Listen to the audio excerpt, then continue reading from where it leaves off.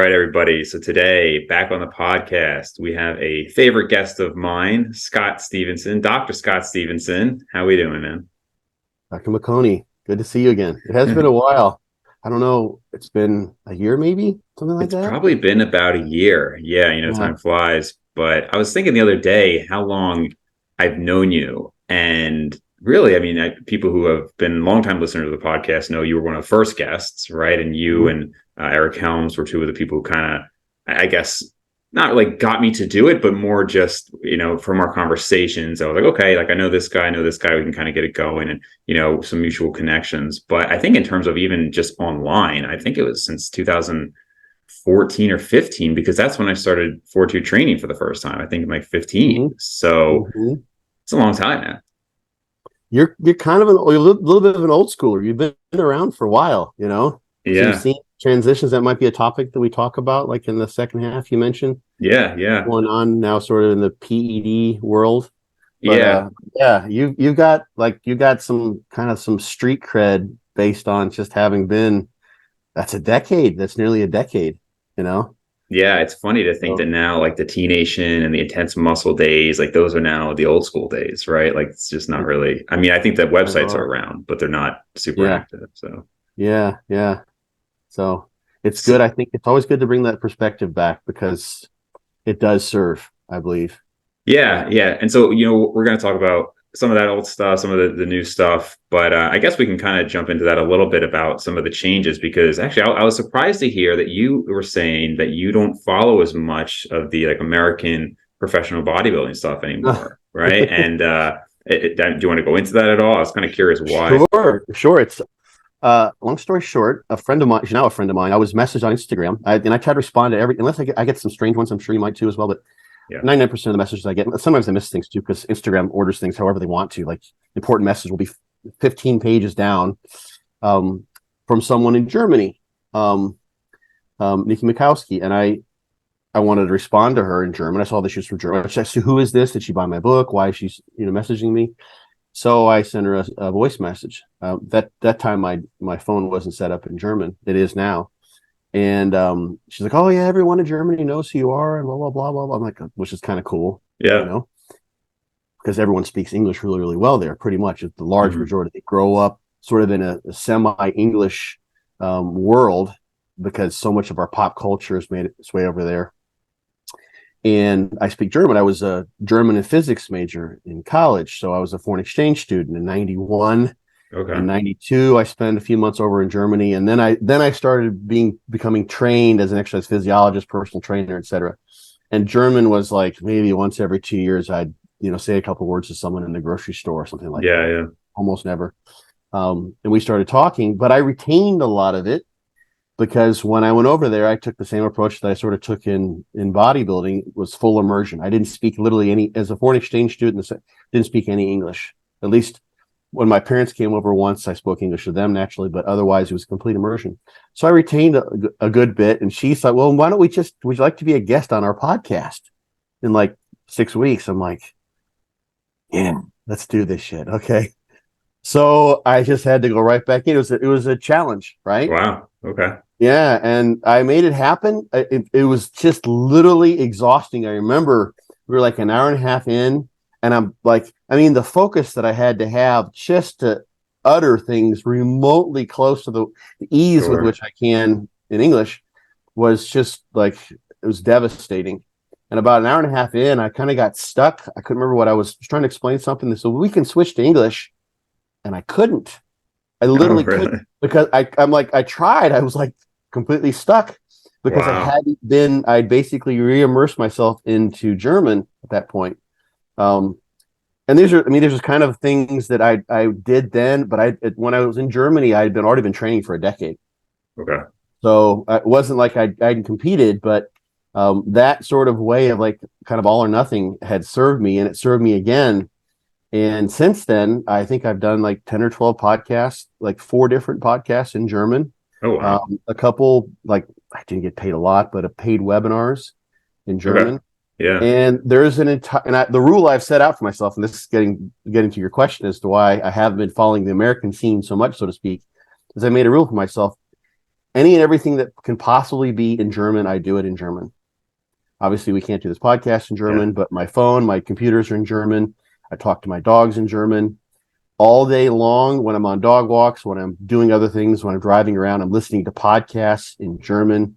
I'm listening to audiobooks in German. I'm having conversations with myself in German in a very particular way. Wow. I listen to podcasts, and when someone's saying something that might be in the area of exercise or sport physiology or bodybuilding, I do a shadowing technique where I hear them say it and then I speak right after them. I repeat what they've said immediately to ingrain the pronunciation. So I'm immersing myself to the extent I possibly can in Scottsdale, Germany. Wow. So, Basically. And it's work. Yeah, go ahead, please. yeah. So, I mean, I do think for learning another language, the full immersion is almost required. I took years and years of Spanish, and I always, straight A's and all this, and it didn't really matter. I would then, I worked in a restaurant with a lot of Spanish speaking people, and I was just so inadequate relative to and obviously there's a lot of dialects and everything as well. I went to Spain for a couple days, and it was just so different than just, because at least in America, it's kind of like rote memorization, right? So like you learn it, you write it down, and I could converse, I could read it well, but it's just very different from like a high level conversation for sure. When I went over to Germany the first time, I'm like, oh my gosh, I feel like I knew nothing. Yeah. How it's spoken on the street. And they're all the dialects. I was in southern Germany, Bavaria, and there's a dialect that's spoken there. If you go out in the outside of a major city, all you're going to hear is the dialect, especially then 30 some years ago. Yeah. It's completely different story. So to get to where I am now,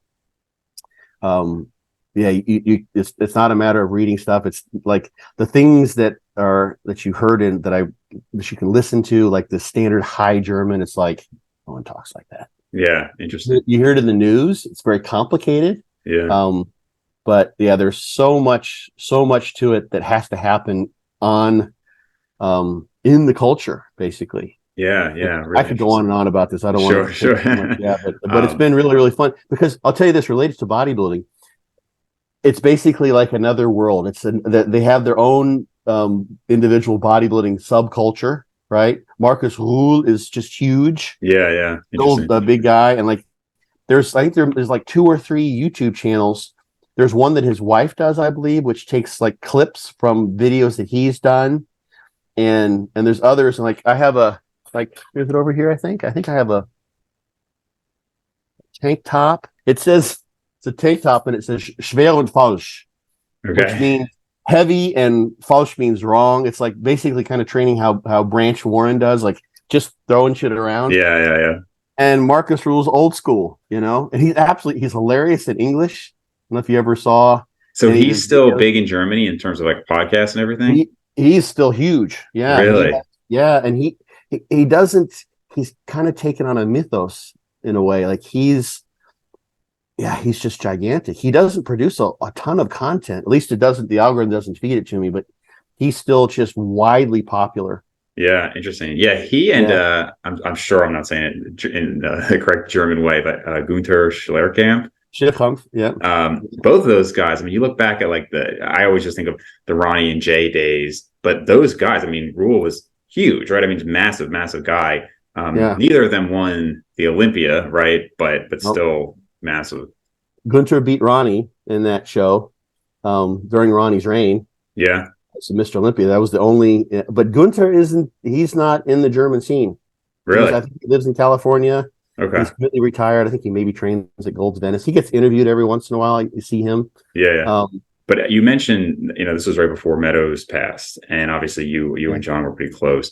But I mean, I could just rattle off probably 10 people just in the last couple of years. I mean, Rich Piana and Dallas McCarver were the first 2 that I saw. That I think obviously people dying all the time, but those are ones in the social media scene that I saw. I was like, that had a big impact. And then there was Meadows, Cedric McMillan. I think George Peterson. He passed, right? George Peterson passed. Sean Roden. And then recently Joe Linder, probably one of the youngest ones we've seen outside of Dallas McCarver. Boston Lloyd was like 29. And then I just posted my story, Gustavo Bedell, who you're probably more familiar with than a lot of the listeners. I actually saw, we could probably talk about this too, that I think it was 2005 during like peak Ronnie Coleman time, he beat Ronnie and when they had the challenge round of the Olympia, which they don't do anymore. I guess the way that was, and you know this better than I would, that they would take poses and you could try to challenge another person with a certain pose. And so I guess when he added up all the poses, he actually beat Ronnie Coleman. I don't know if you're familiar with that specific year. Oh, I remember watching it. Yeah, I think I watched it live. I can't remember. I went to so many Olympics. I can't remember if I think I watched it once just online. But yeah, if I remember correctly, they had like the top six, I think it's just the top six.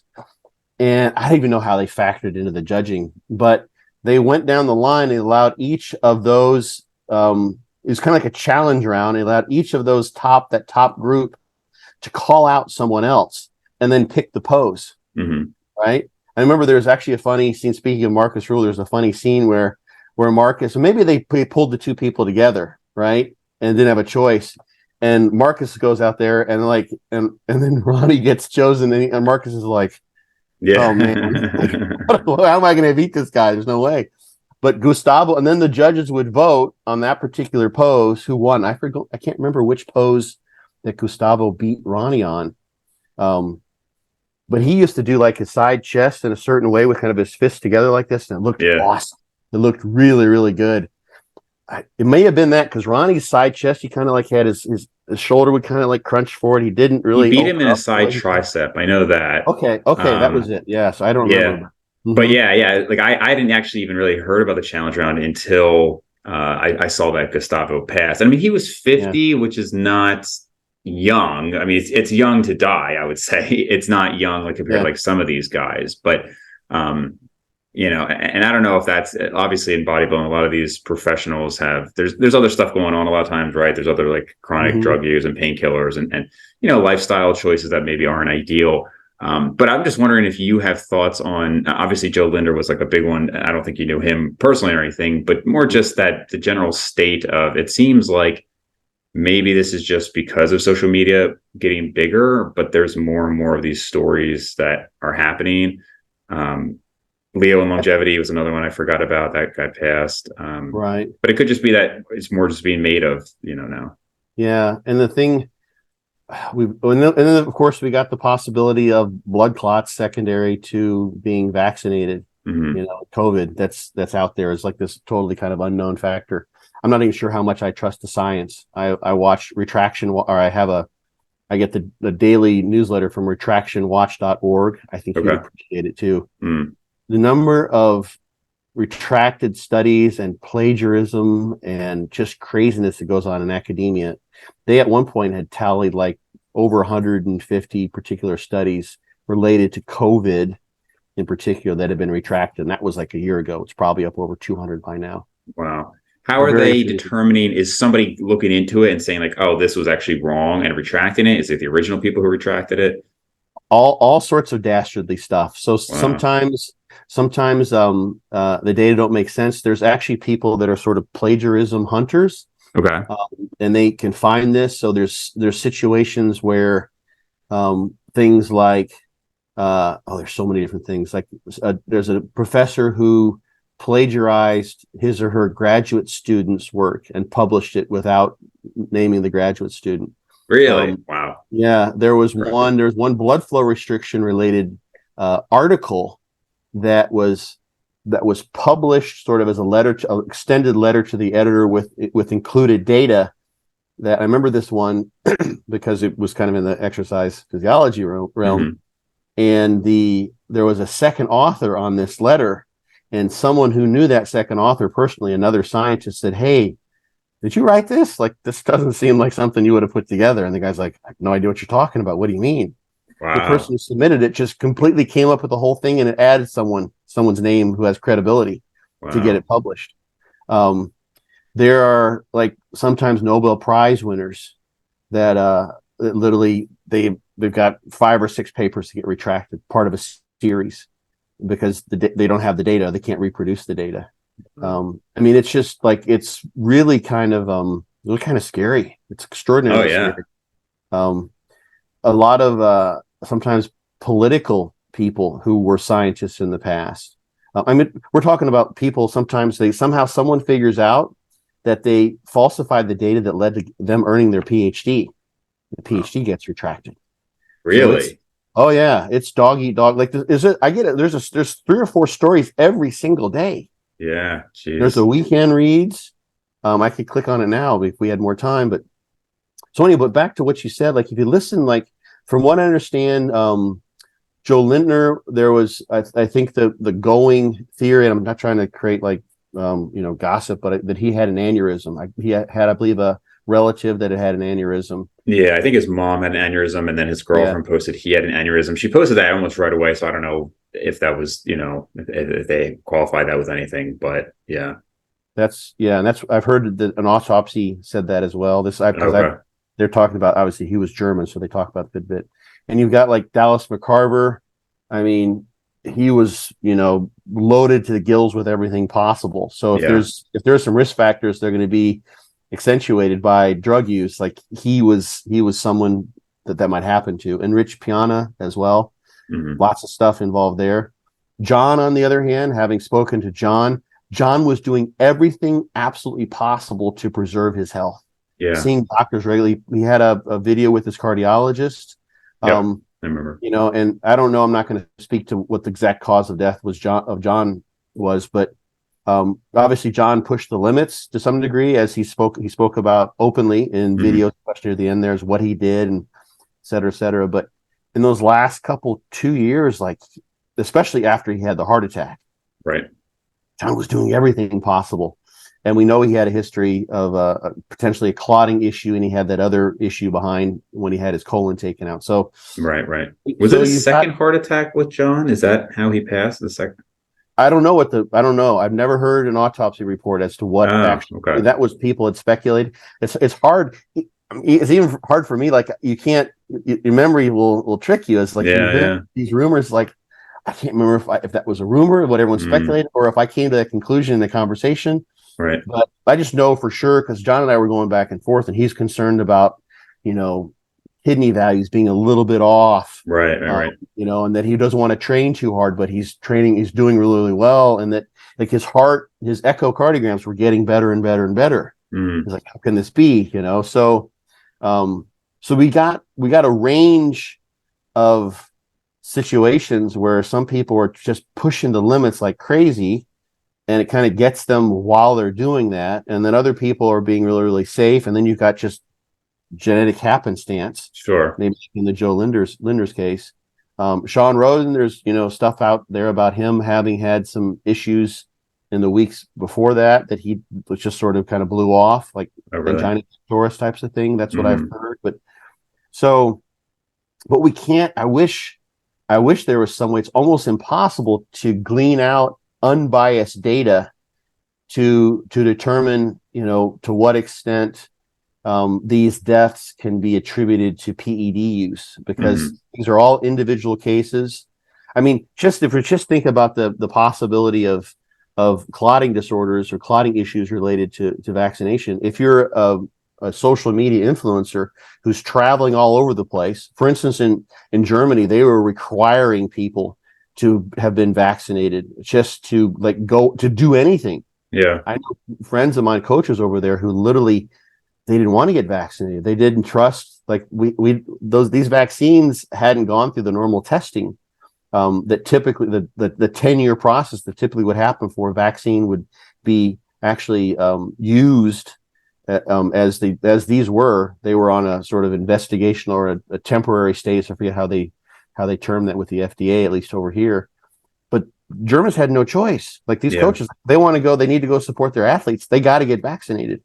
So there are people who got vaccinated because they needed to travel across countries, multiple times, because of varying rules. Like, you want to go to the Middle East, you got to get vaccinated, even though, or with a different vaccine than the one you just got vaccinated. So you double up within 3 weeks on 2 of them, and, like, who knows what's going on there? Yeah, right. Sure. So, yeah, I wish I could say. I mean, we know obviously that most PEDs aren't going to improve your longevity or your life expectancy. Sure.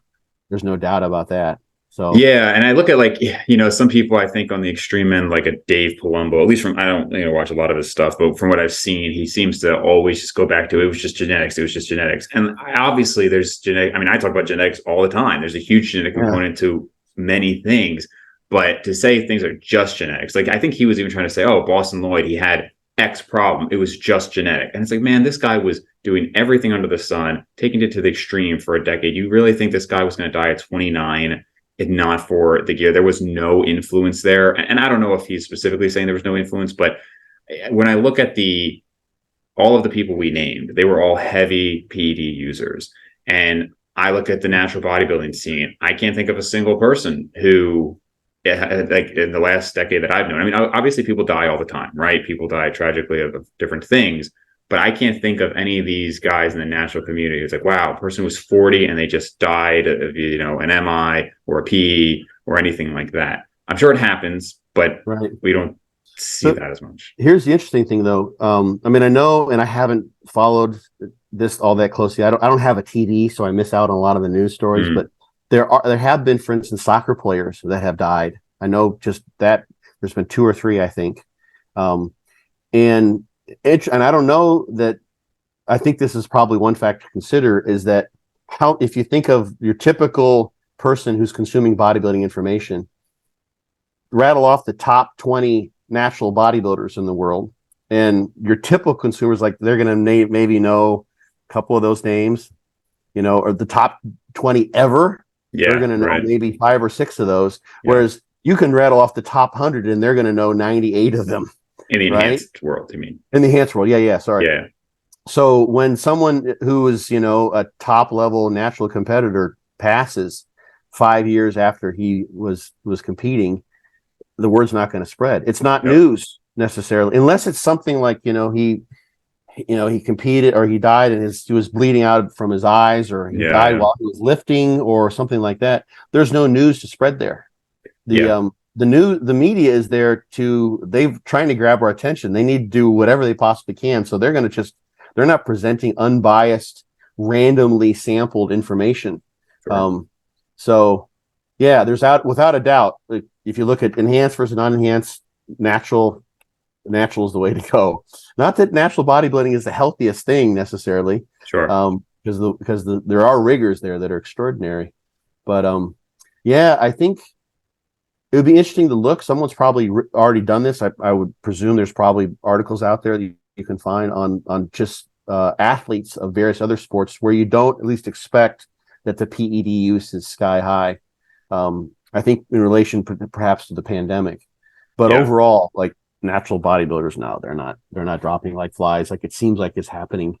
Yeah, even a point. I mean, Dante even makes that point. Even with other professional sports where you probably are getting some PED use, just not to the same extent. I mean, again, like you do see some football players who die and whatnot, but for the most part, I personally believe that most people at the top of any sport are probably dipping their toes in some of the enhancements, and you don't see, all these stories of NBA players who that stuff would be going live, right? I mean, that would be immediate, sensation. And it happens, but obviously it's much more in bodybuilding, and Dante has talked about, because it's not just anabolics. It's anabolics plus growth hormone, plus insulin, plus diuretics, plus painkillers. Like it's just that whole world is just, I don't know. It seems like there's a lot of issues. Plus, I mean, more psychological issues. I forget the one guy who was, he was sponsored by Redcon, and he was a pretty young guy, and I think he might have killed himself. Oh, Luke Sando. Yeah. Was it? Yeah. Okay. Yeah, that was like a year or 2 ago. that was right at the beginning of the pandemic. Yeah. When everyone was isolated. Everyone was isolated. Yes. And it seems like that he may have, I don't know that it was ever officially announced, but it seems like he may have taken his own life. Yeah. May have happened there. So which again, I mean, obviously plenty of people take their own life who are not enhanced, right? I'm just saying, like, when I look at the enhanced bodybuilding world, I just maybe this is a bias of mine. There seem to be more psychological issues. I don't know if you agree with that or not, but if you think about the mentality that goes into it. Yeah, to take those risks. Right. So these are risk-taking behaviors. There's a German bodybuilder, Heiko Kalbach. You probably don't know who he is. The No. Berlin Wall was his nickname. Okay. He's actually pretty big on the scene now, and he is the epitome of old school. Yeah. Right. There's also a natural bodybuilder. You may know his name, Patrick Teutsch. No. He's German. He's the best natural German bodybuilder. He actually last year, was it last year? He got his IFBB pro card in Classic Okay. as a natural competitor, and he's natural. I mean, I'm as convinced as it possibly can be. He's been like, they do the random testing. They just show up, on a Thursday morning at 9 a.m. and say, okay, I'm going to stand right in front of you while you pee. Yeah. There's no way around this. And I've listened to lots of his videos. Seems like he's a great guy. And Heiko, for instance, I just saw or listened to part of a video where Heiko was evaluating, like, questions. What do you think of Patrick Teutsch's physique?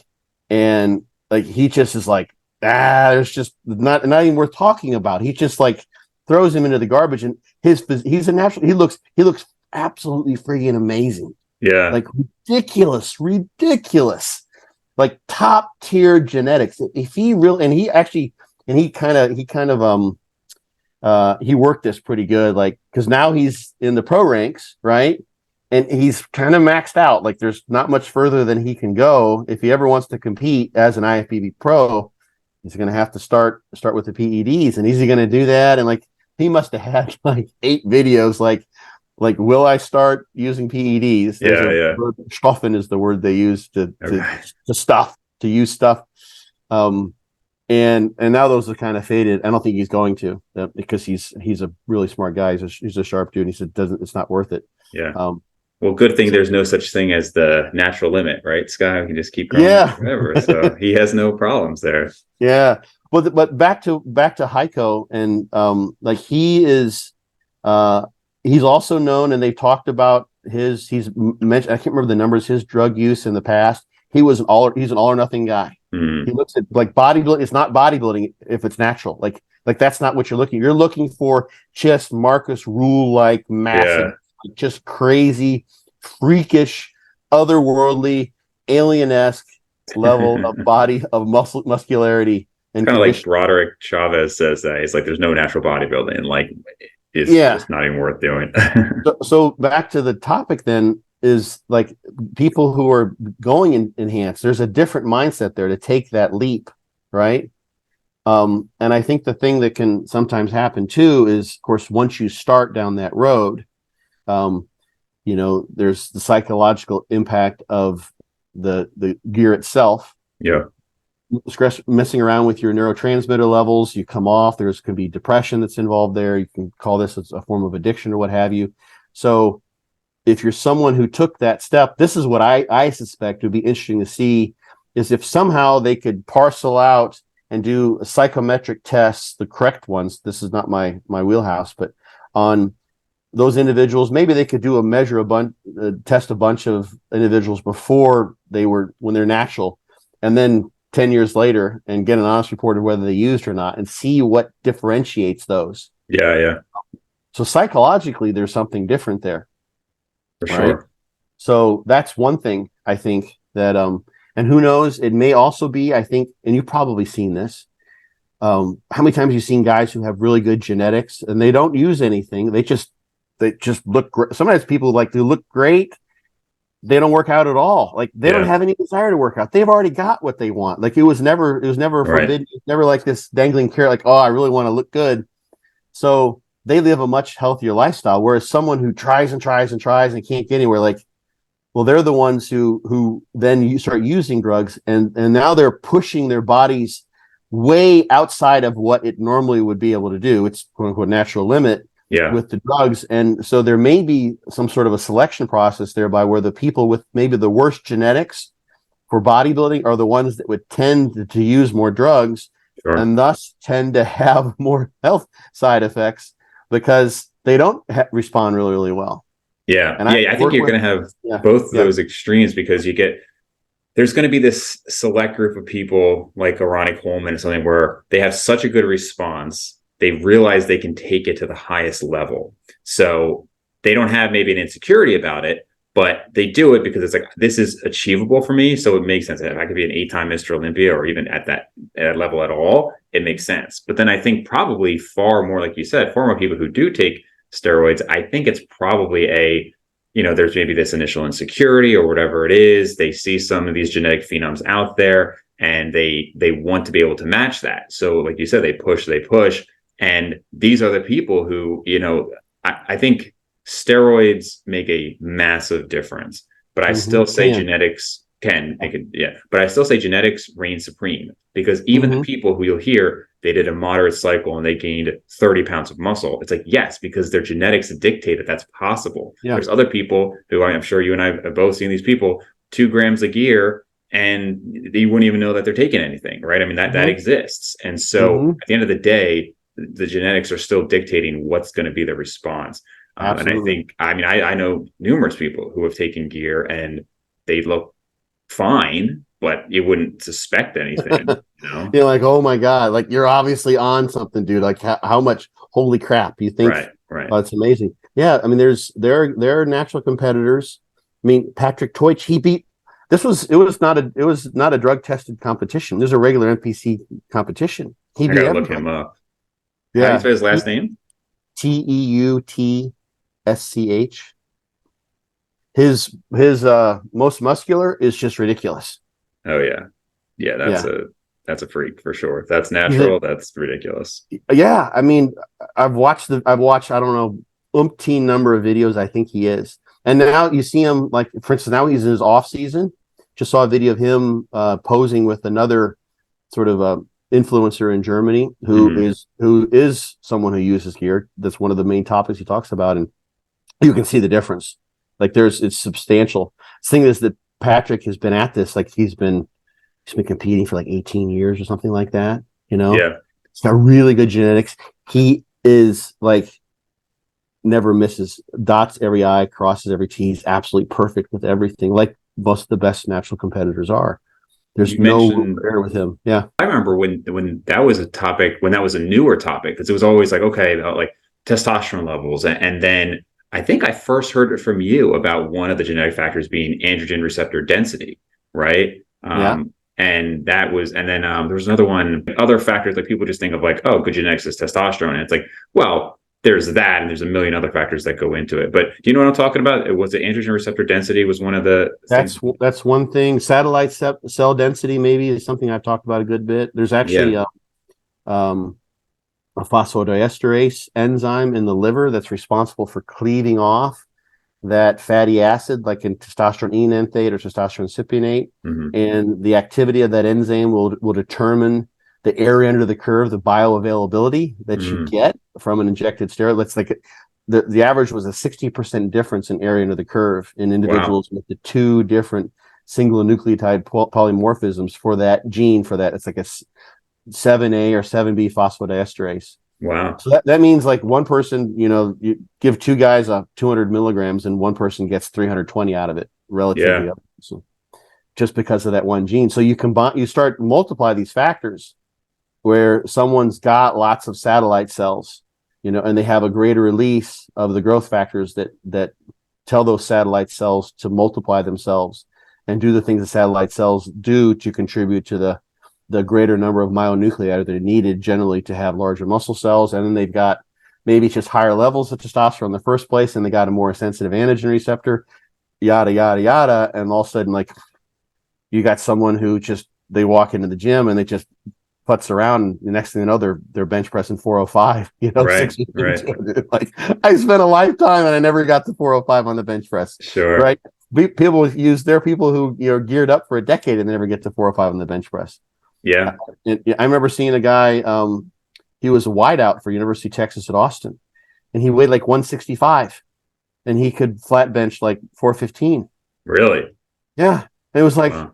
I remember because there's a summer I worked when I was at University of Texas at Austin. I worked as a sort of a graduate assistant down there. I had kind of a cool little research study that I got to do with the data, but so I was involved with strength testing. I remember seeing this guy like lie down on the bench. It's always they were just like moving through, with the linemen, like all these huge friggin' dudes are coming by, and all of a sudden this guy gets down and like he looked like Honey, I Shrunk the football player or something. Yeah. He was just teensy relative, and then and the bar seemed the plate seemed gigantic, and he pressed 415 or something like that. It was Wow.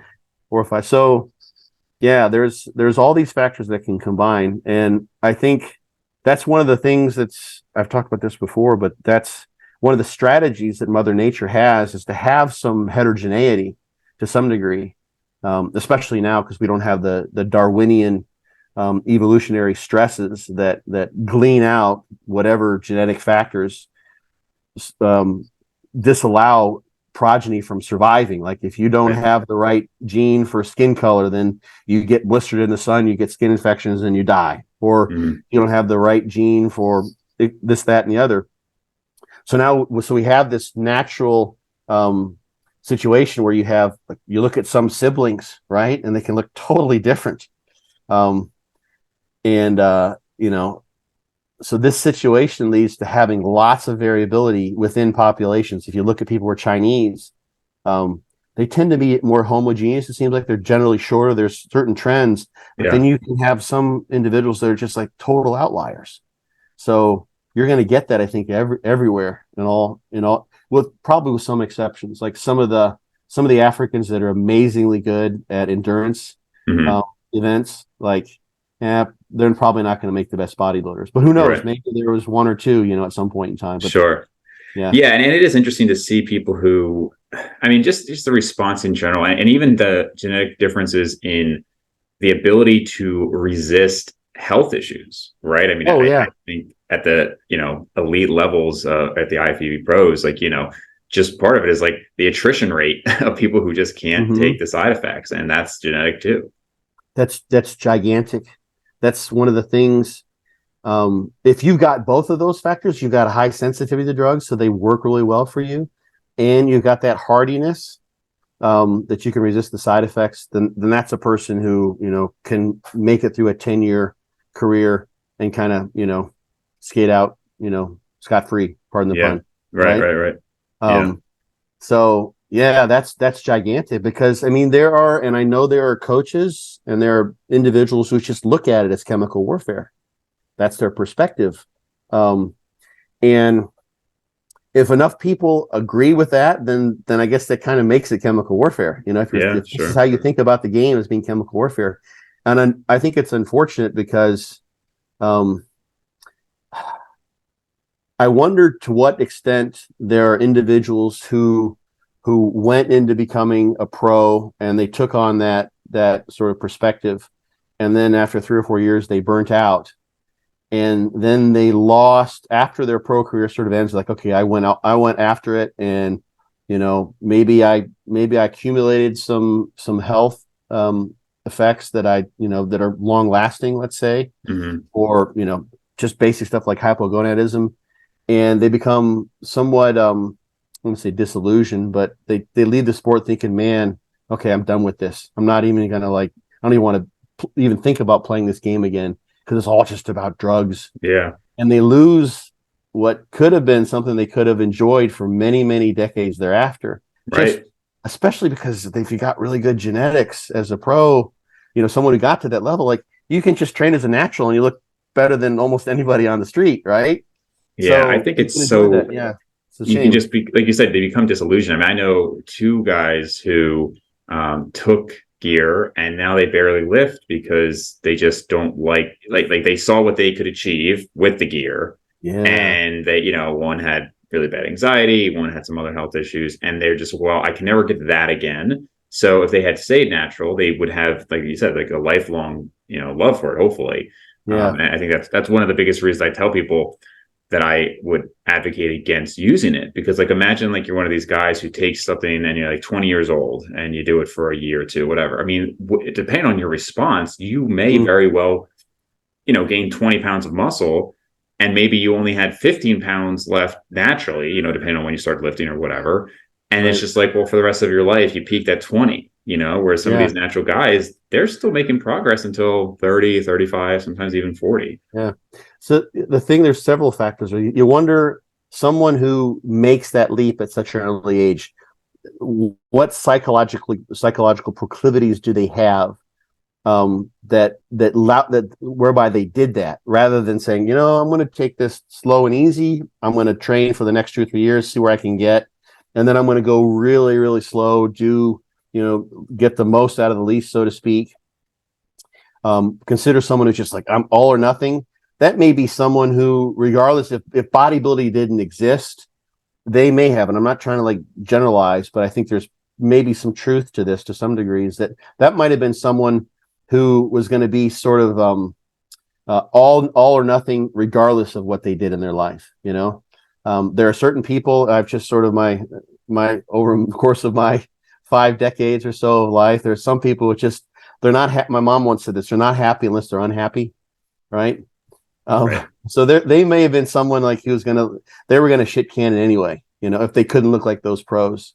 But yeah, and then the other thing, of course, is that if you train for a year and you really don't really know what you're doing, but you can use gear and just blow everyone else out of the water, then you have nothing to fall back on. You never learn how to hold on to that. So to go back and try to relearn that, here's maybe an analogy, and I can't speak to this with direct experience, but I wonder, but is related to drug use. Let's take someone who starts using psychedelics as a young person, right? And they have those experiences, and then like, okay, no more psychedelics. Like maybe they had a near-death experience, or they did something and they injured themselves when they're out there. So they say goodbye to that. But they really had this altered state of consciousness for which they long all the time, and it gave them this sense of bliss and what have you, and a sense of stability, let's say, at some point in time, and they can't forget that, right? Sure. It takes someone else who, over the course of time, decides to start meditating, and there are certain meditative states that you can have. Like holotropic breath work is something that people kind of can look up, and you can have sort of otherworldly, out of body types of experiences with meditation. And meditation, when practiced over the course of many, many years, can be something that can really amazingly impact your mindfulness and create a sense of peace throughout the course of your day-to-day life. So you got someone who used the psychedelics, whatever, and they had like a glimpse into that world, but they never developed the habits that come with someone who had to learn to actively, without the external help of a pharmaceutical, learn to be the master of their own thoughts, so to speak. And that's why, and anyway, aside from all that, like, I'm sorry, I didn't mean to interrupt you, but in the first couple of years, if you have the genetics to be, an amazing pro. Right. But that's a tough decision to make when you just want to look like everyone else on Instagram. So anyway, I didn't mean to interrupt you, but no, I think it's an amazing analogy, actually, because I do actually meditate myself, and I've listened to like Sam Harris talk about that. He's got the Waking Up app and all that, and he's had a number of interviews with people who have done psychedelic research or find the topic interesting and whatnot. And I think one of the things that you said, I had somebody say, basically, they didn't want to take the shortcut. They didn't want to take the shortcut by using psychedelics. They wanted to just kind of learn it themselves. I don't know much about psychedelics at all, really. It's not something I'm super interested in personally, but I love the analogy of, hey, like if you had to get there through meditation, you're not depending on this thing. And there are potential side effects of psychedelics. I think that's actually why Sam Harris stopped using them. He said he had done them a number of times, and the last 1 or 2 times he tried it, it was a really bad experience. So yeah. And so I personally I'm just not interested in potentially having a really bad trip. So I'll go the slow meditative route. But I think it's a really good analogy. Yeah, I think so. And I've listened to a lot of those Sam Harris podcasts. So it's the thing I think that's really, really prevalent now. And this is where I thought you wanted to kind of go with this topic is that nowadays, I mean, social media is that's as much reality as, outside of what happens in your cell phone or within the virtual reality of an electronic device for so many young people. I saw something, I don't know if this is the truth, but I saw something where there's a company that offers like online boyfriends and girlfriends you can have, like, so you can just chat and interact with basically an artificial intelligence. Oh, okay. And this there's a woman who's in New York, and she apparently married her online boyfriend, and she was raving about how wonderful it was. Wait, and sorry, I might have missed a second there. What, it Yeah, was a no, real person, no, or it's not a real person. It's an online. oh, It's a virtual boyfriend or girlfriend. You pay like, I think it was like okay, $300 if I remember correctly, and they literally they do who knows? I'm sure it's somewhat of a scam, but they do an intake on the things that you like, and they actually create an online person oh, um, jeez. with whom you So, can chat. It's like a chat GP, but with a visual presence and yeah, voice yeah, associated with it. jeez, And people get absolutely utterly lost in what happens online in so many ways. And back to our topic with bodybuilding is, of course, the algorithms are pushing to you the things that you click on and that other people click on, and those are the people with the best physiques.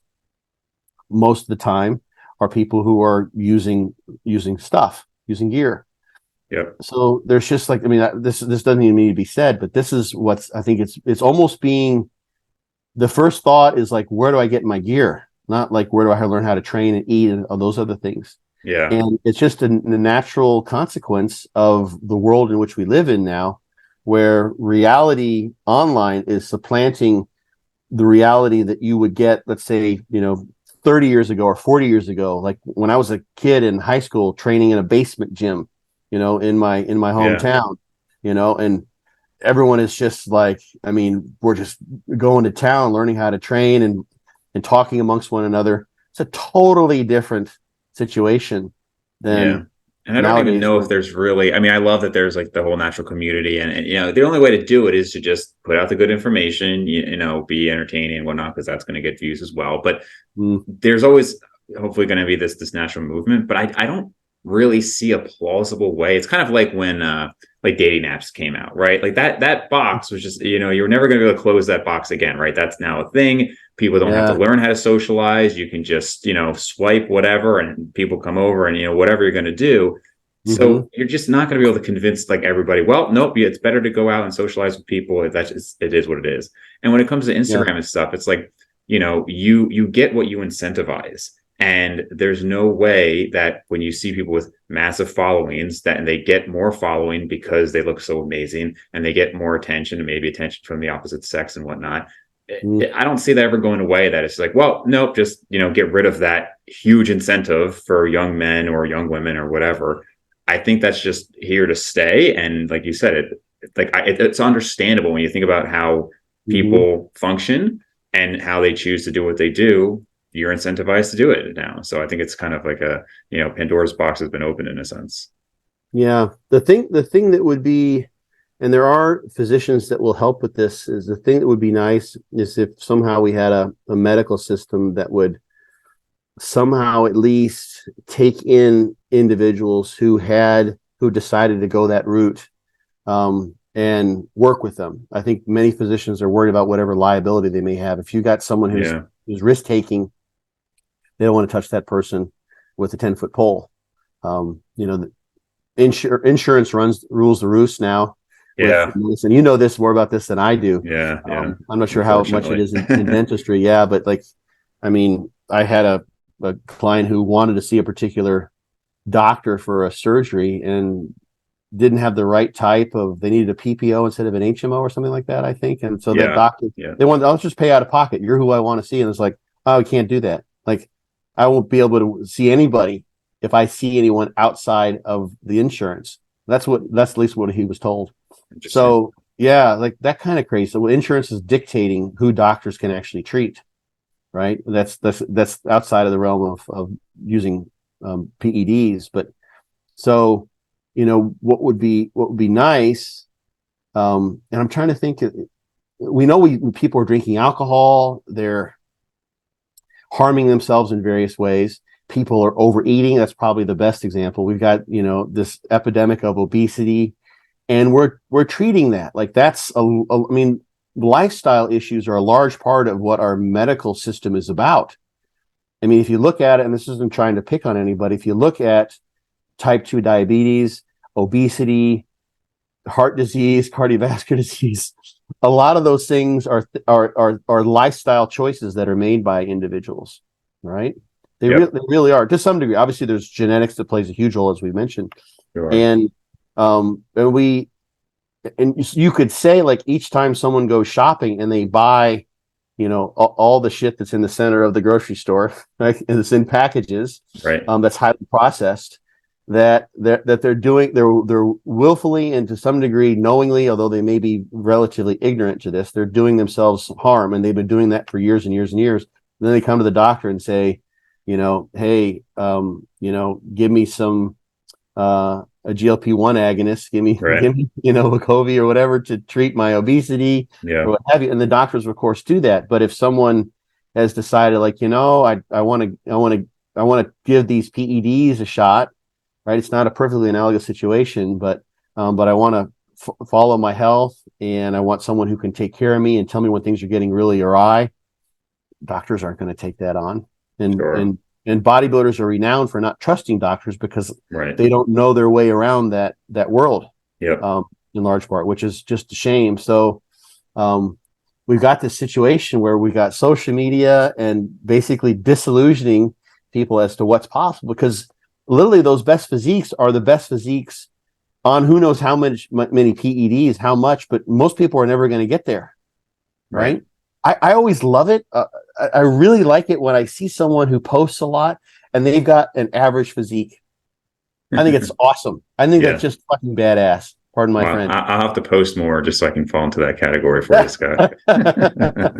Well, who knows? But if the algorithm will show it to me, I don't know. But yeah, right. Or someone who's like, you can tell, like, they're really into what they're doing and they're paying it. They're doing all the things right, and they're dotting every I, crossing every T, and they're really relishing their own progress, and they're comparing themselves to themselves, which is, I think, really where it's at. Yeah, no, I think it's great. I think and you have those people who, I wouldn't say this because of average physiques, but maybe average in the Instagram world, that some of these guys have come up. I don't know if you know the names, but just like their username, like Basement Bodybuilding, and Bald Omni Man's another guy, and but even like a Steve Hall, who I know like he's got a great physique, but among the Instagram world, maybe it's not like a top tier physique, but he loves what he does. There's a passion behind it, and I think that's awesome.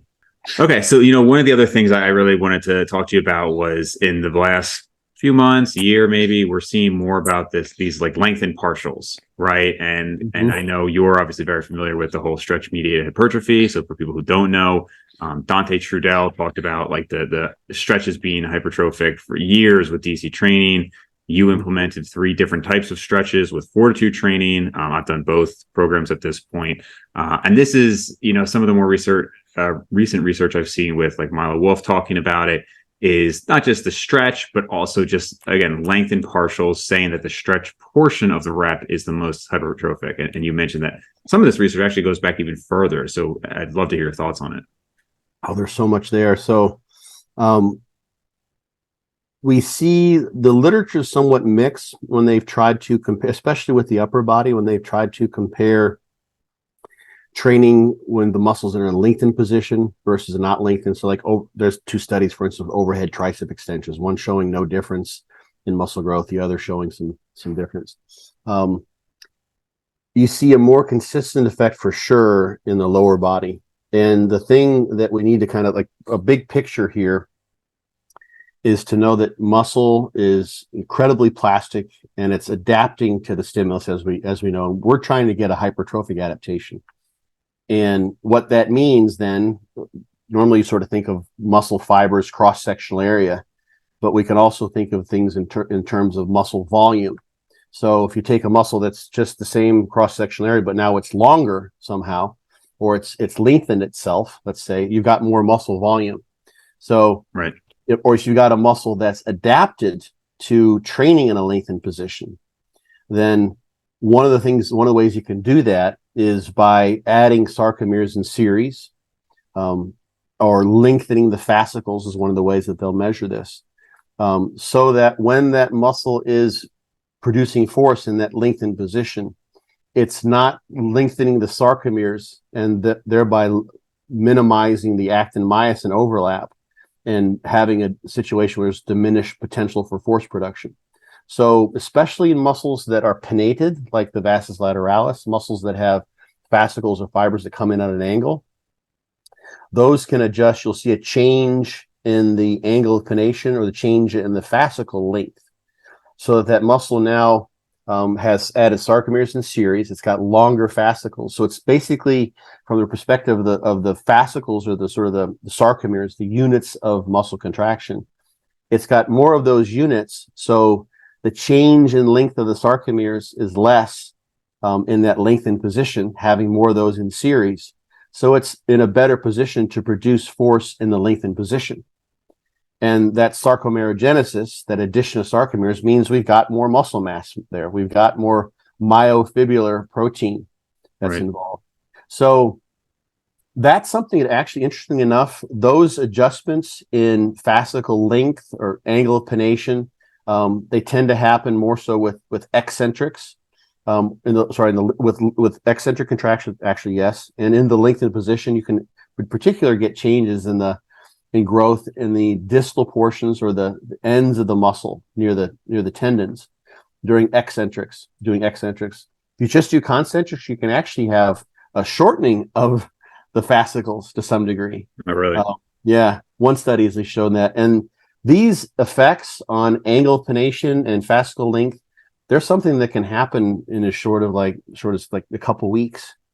And so those take place, and this is in situations where we take individuals untrained and train them in a very specific way to exaggerate the impact of training the lengthened position.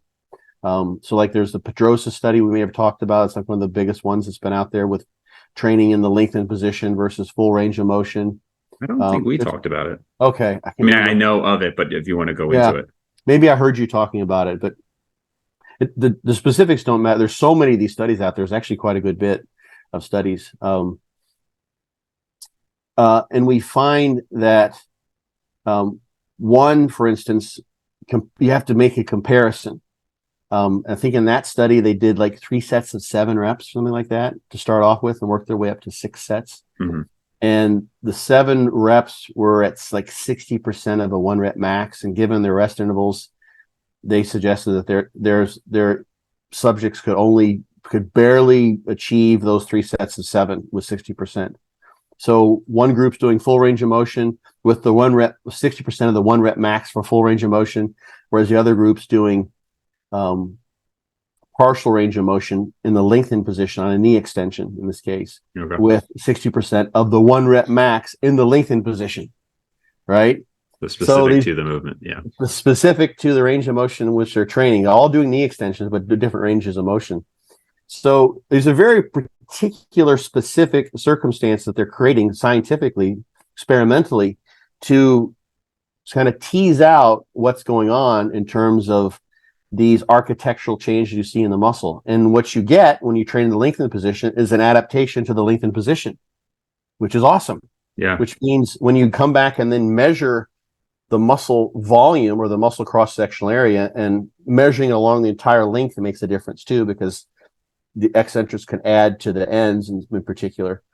When you get back to an anatomical position, you see then that increased length means increased volume, because now you got more meat in the muscle tube, so to speak. So you got a bigger muscle, which is exactly what we're looking for.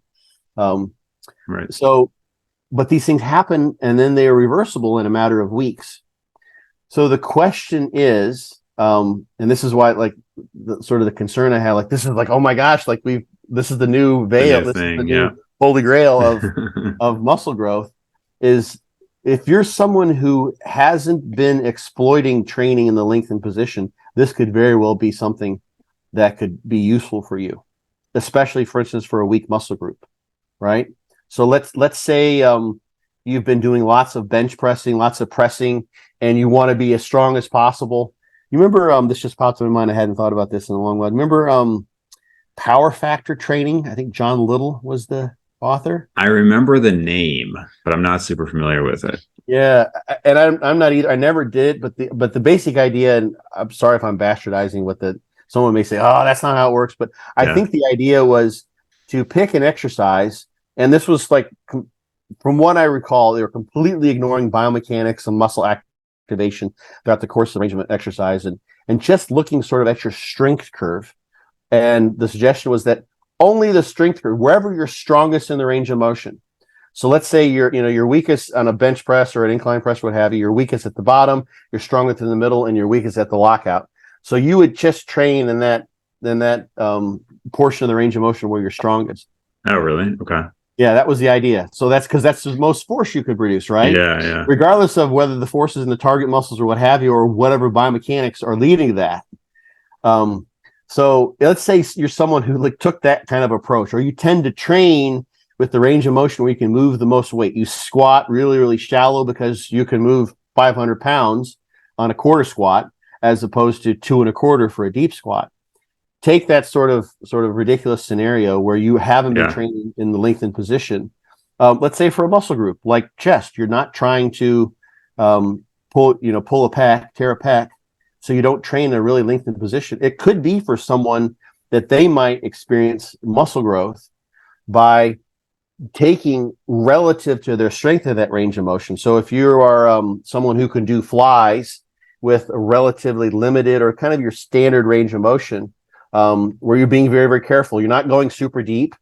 There are some like Bertil Fox was an old school guy who used to do flies, and like he would literally take the dumbbells almost to the floor. Yeah. train used to train really, really ballistically too, like crazy. And I think I saw I'm blanking on his name. I've seen other old school bodybuilders do this, but have you ever seen anybody tear a pec on a deep fly? Just curious. Personally, no. I haven't either. It just seems like the barbell bench press is like, I've seen people take extreme range of motions with dumbbell flies and even dumbbell bench press, and I don't see it even a fraction of the time you see it with a barbell bench. You look in the literature too, like pec tears, it's like almost always barbell bench press. Yeah. Yeah. There's some studies and reviews. It's like almost always barbell bench press. Yeah. But I think there's an ego thing involved there. Everyone wants to have a big bench, right? Sure. And when it comes to, I mean, I've seen this too. You watch like, here's my chest training for IFBB Pro X, Y, and Z, and like they're doing like 405 incline presses. Then they maybe go do flies and they're using like the 80s. It's like, man, you could be using the 140s, right? But so people are, I think, maybe a little more inherently careful with flies. For sure. Part of it. But let's say that person decides, you know what, instead of doing like the hundreds and my sort of abbreviated fly, I'm going to take the 40s and go really, really deep. Yeah. Because that's what there's a heavy weight in that deep range, and they just do partials in that range of motion. Yeah. That's something that could bring this up. But back to what you used to introduce this whole topic is that this is something that Dante had figured out that I found was effective too, is that what we need in that lengthened position in order to take on or to harness whatever additional hypertrophy might be lacking from normal range of motion exercises, in particular, where the loading curve or the resistance profile is lacking in that lengthened position, right? So it's really, really easy coming out of the hole in lengthened position. Is you can then do isometrics or loaded stretches in that stretch position, which is it's a very, very safe way. It's not a dynamic. Right. Isometrics will produce really good muscle growth. Yeah. Those data are out there. And you can actually do that. And this DC training's been around for how long, right? And that is something that he figured out was an additional stimulus that can be added to your basic concentric eccentric couple contractions of regular reps to harness that aspect of accentuated muscle growth by lengthening the fascicles of the muscle that some people might be missing out on if they're just chasing the logbook and trying to like beat their PRs, because that's a tendency that I know I was completely guilty of. Like I want to beat that logbook and throw in high water, and my range of motion would start to suffer. And I every year or two was like, okay, go back to basics, dude. Take your squats rock bottom. Take everything down. Put a little miniature pause at the bottom of your pressing movements, full range of motion on everything. And so anyway, the long story short is, if I think it's possible that some people may have been missing out, depending on how they train. But if you've been training with full range of motion, there may be some muscles where perhaps you've missed out on this stretch mediated hypertrophy. But I don't know that it's going to, make or break someone's progress necessarily. I haven't seen that. I don't know there's any studies with trained individuals where they've seen these kinds of effects. I'd have to go through and look through all the studies to see what the training status was. But training status is always sort of a relative thing anyway, you know? Sure. Well, because you mentioned something that I had kind of wondered as well. You said, well, maybe if they weren't going to the lengthened position as much, maybe they'd benefit. And I actually had a conversation in my most recent podcast with Eric Helms, where I don't know if you saw that recent study where they had that device to stretch out the calves. He's trying that out, from what I understand, or was going to. Yeah, I'm waiting for him to get the final results on that. So something that he had mentioned and we had talked about is like, maybe this specific stretch mediated growth, maybe it's something different. Like it's a different mechanism. But something I had said was, well, it's possible that with these studies, you're seeing this significant growth. And maybe it's just that it's going to add X percentage or X amount of growth. But then once you've kind of gotten that growth, that's it. Like you've kind of tapped out the stretch mediated growth. It's not like it's just going to keep making your growth 5% more continuously, but you just have that extra thing, and it sounds kind of similar. It's like, well, if you haven't been doing a lot of work at the lengthened portion of the rep, maybe you'll get a little bit more, but it doesn't mean that's just going to, like you said, unlock these dramatic gains over your whole career of lifting. It's interesting because this is kind of what I was pointing towards with the idea that the fascicle length changes, the fascicle angle changes, angle of pennation changes. They happen in the course of, a few weeks, a couple months. As long as but they're also reversible. So you want to maintain those. And that does sort of open up greater potential, so to speak, for growth. So once you've got the lengthened fibers, then you've got longer fibers that are still going to grow by adding myofibrils to the periphery, increasing the cross-sectional area of the fiber. So you've now got a little bit of a longer and thus a bigger tube, so to speak, to which you can then grow in the traditional way that we sort of think of muscle hypertrophy happening with the increase in fiber cross-sectional area. But yeah, it's not something that's going to add put your regular hypertrophy in a hyperdrive in some way, shape, or form. The interesting thing is that, I've always sort of wondered, and we've known for the longest time that muscle remodels in this way from casting studies. I often talk about people with spinal cord injury. You find that if you look at like their calf muscles, the muscles of their leg below their knee, the plantar flexors are atrophied because they tend to sit in their wheelchair with in plantar flexion. Right. So the anterior tib maintains normal size compared to able body controls. It's in a lengthened position because they standardize the foot placement. So it's atrophied relative, but it has atrophied, but it's got that increased volume because it's now set itself up to be in a lengthened position. So then when you bring the muscle back up and then shorten it again, you got a bigger bag of muscle when you bring the foot back up to a standardized foot placement or ankle placement for the measurement. So I've always sort of wondered, and this is something that I've sort of generally seen, and I tried this out myself once. It didn't notice much, but is just your customary posture makes a difference. So if you're always slumped forward like this, we know this from you cast someone at a arm at a right angle for whatever reason, or they got their arm in a sling, the biceps will atrophy more than the triceps, right? So if you're sitting all day long, crunched forward, that's not the best thing for the length of your pectoral muscle fibers, because they're seeing that on a regular basis throughout the day. And I think this device study was like 1 hour a day for a few months, 8 weeks maybe, and it's fairly painful too. Like they had a pain measurement of 8 on a 10 scale or something like that. It was and it was for like an hour. Yeah. So right. Yeah. It's so pretty. That's extreme. I'd be willing to try it. I haven't. I don't know. I mentioned on the podcast numerous times I have particularly stubborn calves. I've tried really everything you can imagine, including the really intense DC stretching, the DC treadmill walking method, all that stuff. And I've seen people claim it worked really well for them, but it just wasn't my experience. But I'd certainly be willing to try it. I think Eric tentatively said that he saw some results from it, at least visually, but they were actually going to do, I believe it was ultrasound to really be sure. Or they might have, I think he said they took a biopsy on him as well. So I'll be interested to see the full paper when they put it out. But what's interesting? There's also a mouse study from like the 90s probably, looking at changes in muscle fiber length and sarcomerogenesis.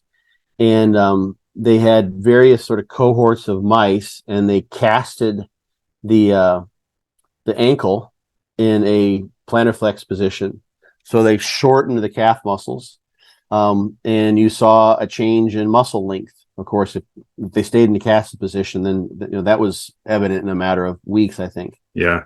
And then they tested to what extent what they would do with the various groups is they would anesthetize the animals, take off the cast, because you really got to kind of cast these animals because they'll chew right through stuff. They don't want to have stuff on them. They'll just go after us. They probably had to make it out of metal or something, who knows what. Yeah. And I think at a half an hour a day or an hour a day, what they would do is they would take the cat, anesthetize the animals unconscious, and then they would just do some passive range of motion work, just like back and forth for like, I think a half an hour was sufficient, or an hour for sure. I'd have to go back and look to prevent this shortening effect.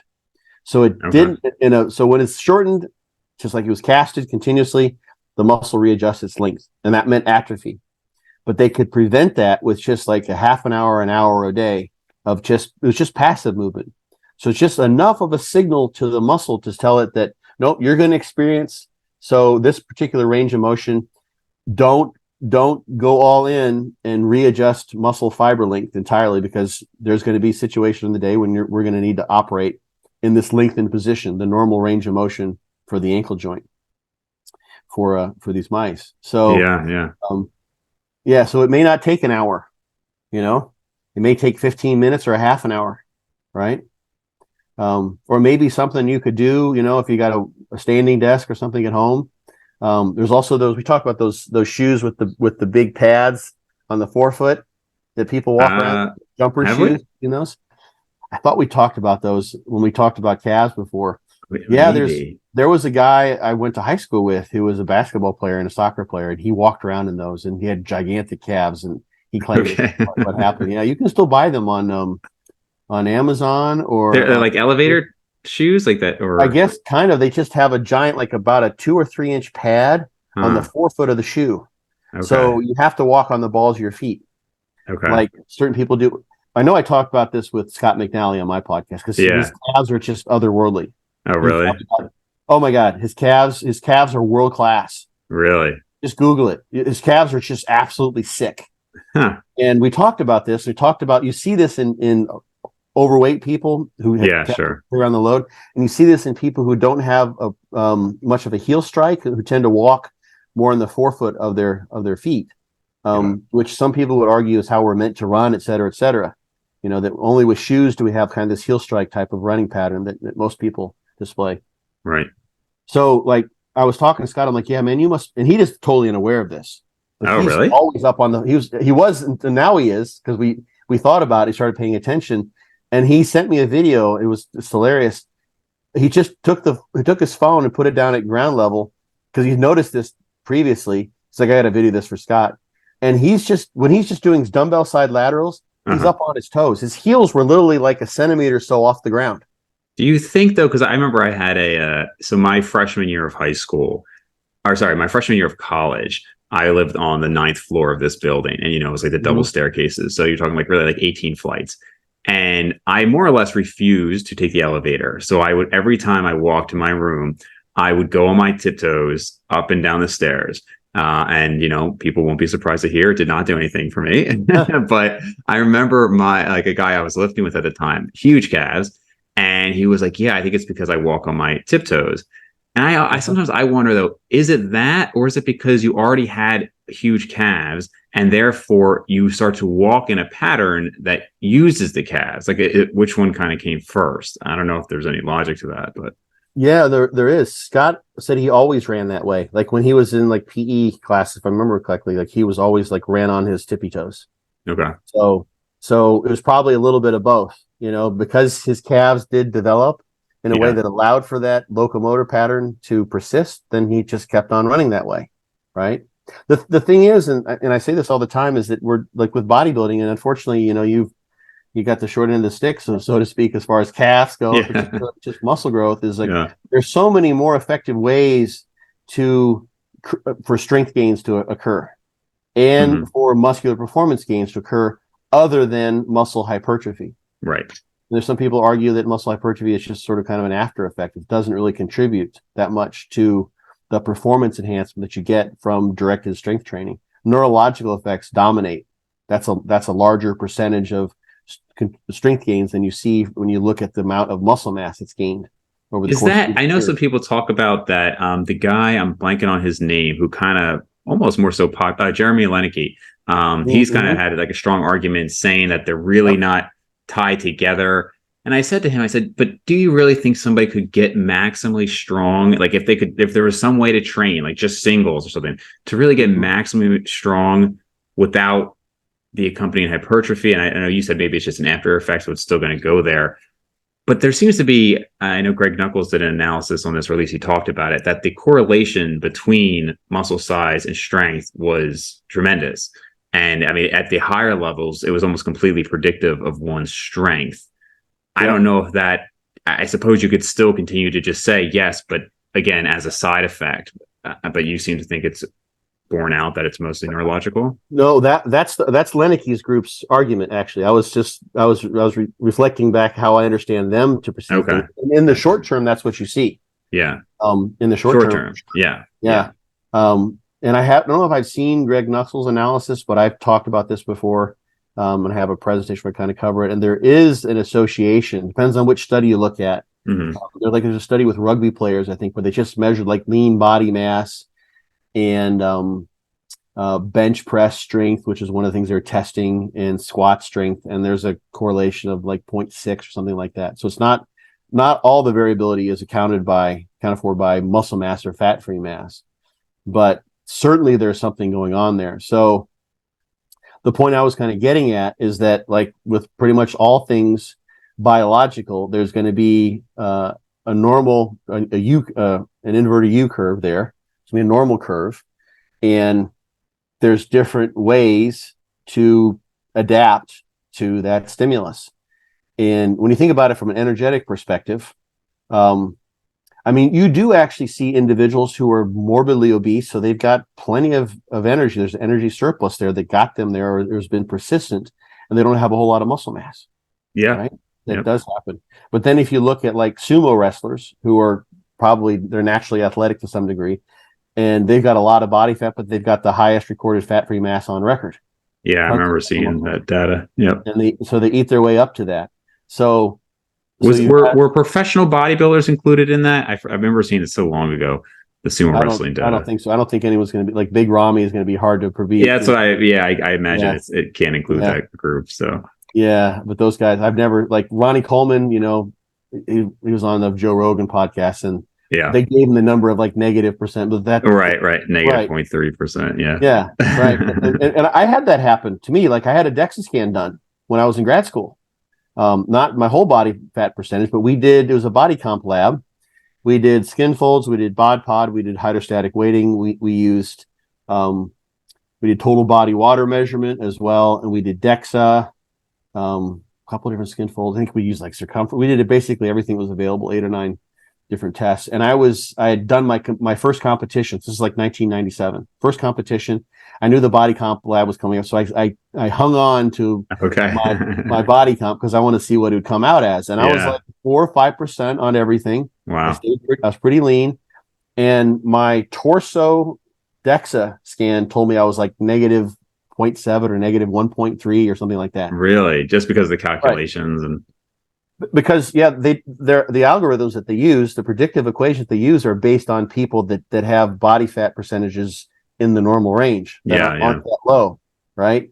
So they just use the data that are collected from the DEXA dual X-rays coming through to then predict what would happen. Originally, some of those data are produced with animals where they can actually do a chemical composition measurement. You know exactly, like DEXA is amazing. Like you can take a slab of meat and throw it on a DEXA, like a huge, like half a cow or whatever, and then it'll tell you X% body fat.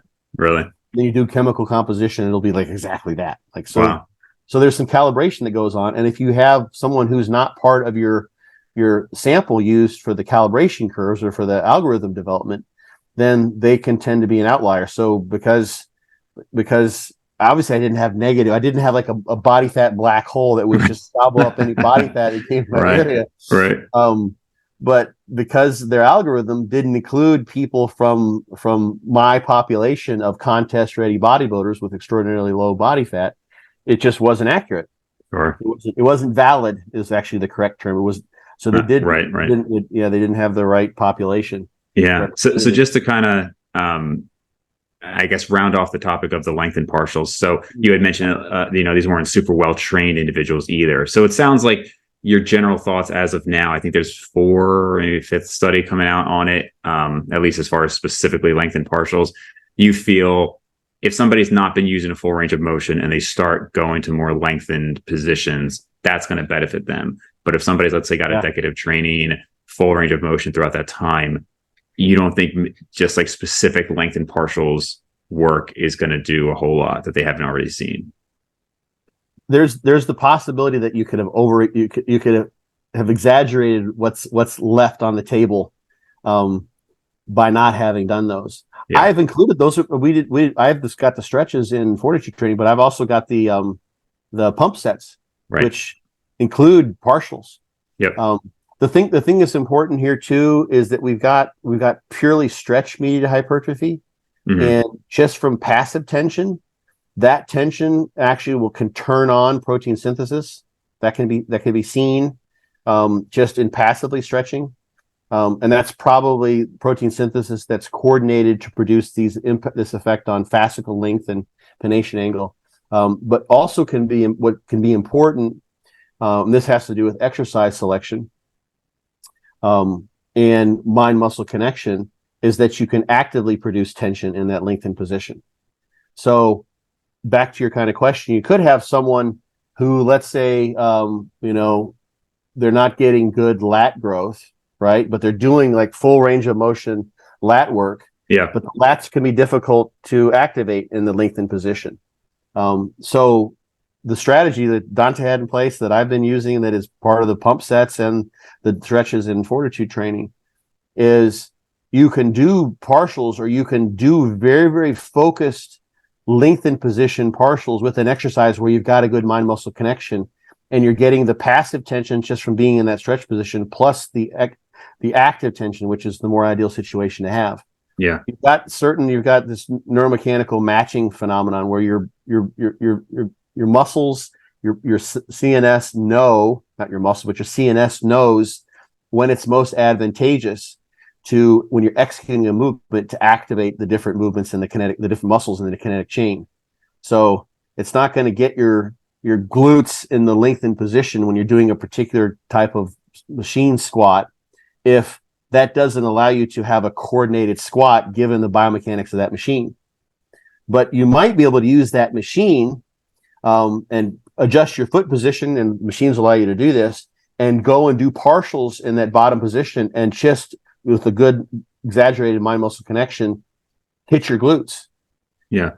And that's the thing that I think is kind of underestimated, is that the mind muscle connection if you've got a good mind muscle connection, you can take kind of a somewhat shoddy exercise in terms of producing growth in a particular muscle group and make it into a decent one if you can turn on a mind muscle connection, especially in this lengthened position, or even in a shortened position, if you can use the mind muscle connection. So that's something that is really kind of, I think, unexplored territory, because I have the sense that a lot of really good bodybuilders they have the athleticism and they've learned how to develop, or they had it just from the start. They were just naturally gifted to target the muscles that they're trying to train with the given exercises. Yeah, for sure. Yeah. So, well, I love the input on all these different topics, man. Hopefully it's not another year before we get to talk again. Yeah. I'd love to go longer, but I know we have some restrictions here. So for people who have not heard you before, I would really encourage anybody to, and I'll even put the direct links there, to go back and listen to the old podcasts that I've done with Scott, because I consider him one of the best minds in the space here. And Scott, other than our own podcast together, where can people find more of your stuff? We talked about a lot of the easiest way is Instagram, actually. Or you can just Google Scott Stevenson bodybuilding. I come up with fortitude_training. That's my training system we mentioned. So I just chose that as an Instagram. And all DMs have to be in German. Is that right? All the what? All the All the DMs? DMs have to be in You German know, if they you want can a do that. You response. can do that these days. You know, it's not hard to do actually. Just use Google Translate. Yeah, I right. will respond if you write me in German. I will respond in German. There we go. Absolutely. That's a Cool. guarantee. Awesome. Well, thank you again for your time, man. You're welcome, my man, for sure.